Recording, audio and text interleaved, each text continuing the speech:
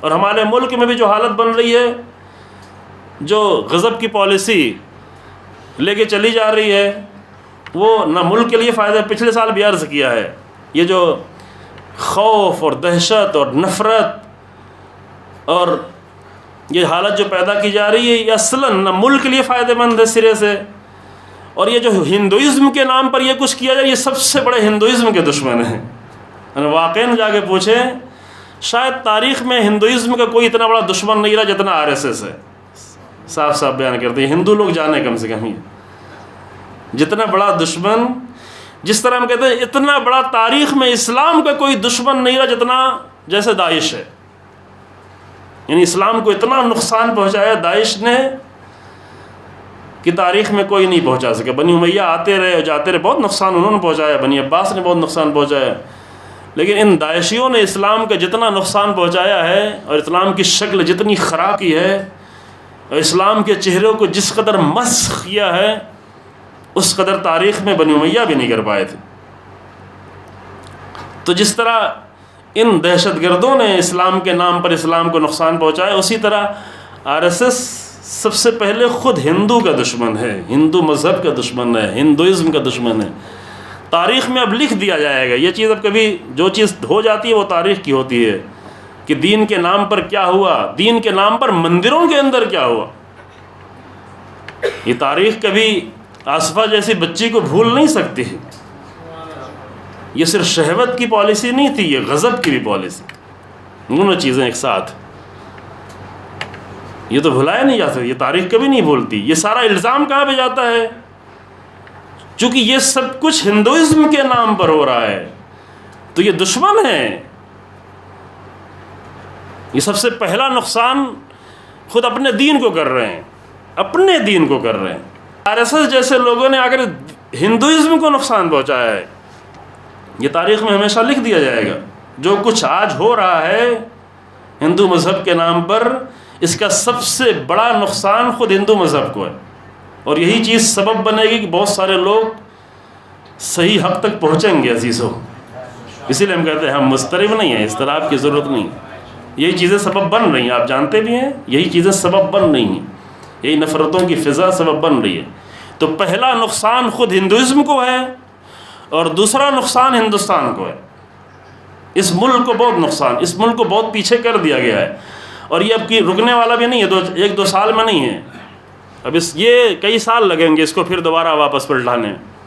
ایک بڑا نقصان اس ملک کا ہو چکا ہے، صرف اقتصادی نقصان نہیں. عام طور سے لوگ دیتے ہیں ہاں ملک ہندوستان دنیا کی سب سے تیز گرنے والی اکانومی میں ہو گیا ہے، یہ دیکھ کے لوگ کہتے ہیں بڑا نقصان. یہ تو نقصان ہے ہی، لیکن صرف یہی نقصان نہیں ہے، بہت سارے نقصان اور اس ملک کے ہو چکے ہیں اور بہت سارے خطرات آ چکے ہیں جو ابھی دسیوں سال تک چلے گئے. ایک دو سال میں ختم ہونے والا نہیں ہے. اگر عقل آ گئی لوگوں میں، اگر انسانوں میں، اگر ہندو میں، مسلمان میں، اگر سمجھدار لوگوں میں عقل آ گئی اور جلدی سنبھل گئے تو جلدی پلٹ سکتے ہیں. لیکن اگر جلدی نہیں سنبھلے تو اس کا نقصان اس ملک کو بہت کچھ ہونا ہے. اور بہت کچھ نقصان ہونے کے بعد اس میں کوئی شک نہیں ہے کہ آخری نتیجے تک انسان پہنچے گا. کہاں پہنچے گا؟ حق تک پہنچے گا. یہ سارے جنجال کے بعد بہرحال انسان کو حق تک پہنچنا ہے. لہذا دونوں کا کام ایک ہے، دونوں کا کام ایک ہے. یہ RSS جو ہندوستان کی آزادی کی جنگ میں کھل کر شریک نہیں ہوئے، تاریخ جا کے پڑھیں. جو آج تھوڑی نہیں RSS بنی، 1925 سے بنی ہوئی ہے. 1925 سے لے کر 1947 تک پورا ہندوستان اس ملک کی آزادی کے لیے لڑ رہا تھا. ہندو مسلمان سب مل کے لڑ رہے تھے. RSS یہ نہیں کہ صرف چپکے سے بیٹھی رہنا، بلکہ اعلان ملک کی آزادی میں شریک نہیں ہوئے. آج وہ آگر ہندوازم کی باتیں کر رہے ہیں، ہندوستان کی بات کر رہے ہیں. ان کو کہاں سے حق بنا ہندوستان کی بات کرنے کا؟ یہ تو پہلے اپنے آپ کو صحیح ہندوستانی ثابت کر چکے، اتنی بڑی خیانتیں کر چکے ہیں. یہ 22 سالہ خیانت کی ہے اور ملک کی آزادی میں 22 سال تک شریک نہیں ہوئے، اعلان شریک نہیں ہوئے.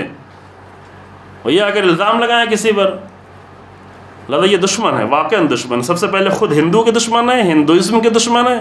مسلمانوں کا کچھ نہیں ہوگا. ٹھیک ہے تھوڑی بہت تکلیف آتی ہے، انسان کی زندگی میں تکلیف آتی ہے، شاید یہ تکلیف انسان میں غیرت پیدا کرے، یہ بیدار کرے انسان کو، اتنا غفلت کس بات کی، شاید یہ تکلیف تھوڑا انسان میں جرأت اور شجاعت پیدا کرے۔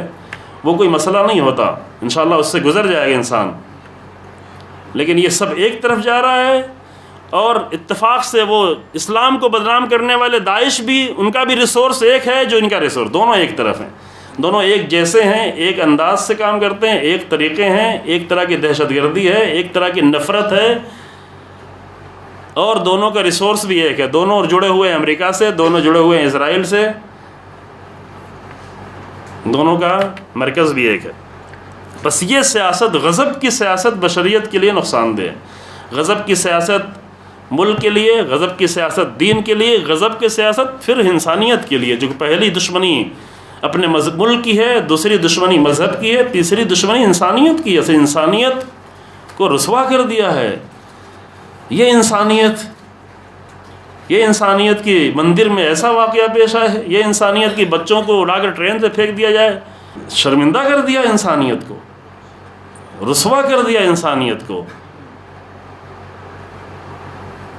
بس یہ ایک ناکام، یہ جو طے ہے وہ یہ ہے کہ یہ ناکام سیاست ہے، حتمی طور پر ناکام سیاست ہے، لیکن اس ناکام سیاست کو ناکام بنانے کے لیے لازم ہے کہ لوگ متوجہ ہوں، سب پورے ہندوستان متوجہ ہو، ہندوستان کا ہر آزاد انسان متوجہ ہو، چاہے وہ کسی بھی مذہب کو ہو، وہ اگر اپنے ملک کو نجات دے، کم سے کم اگر کسی کی فکر نہیں ہے تو انسانیت کی فکر کرے، ملک کی فکر کرے، اور انشاءاللہ بہرحال سب کا نتیجہ بہتر ہوگا۔